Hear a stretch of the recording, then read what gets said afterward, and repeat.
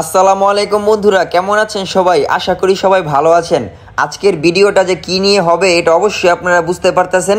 হ্যাঁ ভাই, আজকে আমি প্লেটে নিয়ে নিচ্ছি তেহারি। আর এই তেহারির ভিতরে এত এত গরুর মাংস দিছি ভাই, বলার বাইরে। আর তেহারিটা যে এত স্বাদ হয়েছে এটাও বলার বাইরে।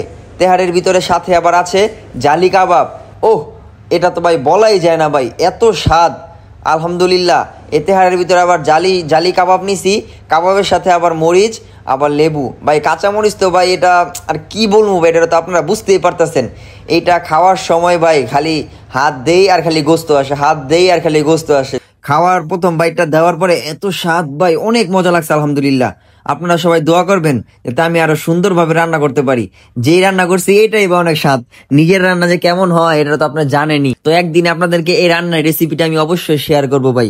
তার আগে বলি, এই তেহারিটা ভাই অনেক স্বাদ হয়েছে। আর একটু কাঁচামরিচ খেয়ে নিলাম ভাই, আরো বেশি স্বাদ বাইরে গেল। তো এখন একটু জালি কাবাব নিলাম, জালি কাবাবটা দিয়ে তেহারিটা মেখে তারপর খেয়ে দেখবো যে কেমন স্বাদ। আপনারা দেখতেছেন আমি প্রথমে মাংস নিচ্ছি, তারপর জালি কাবাবটা নিলাম, এখন আমি খাবো।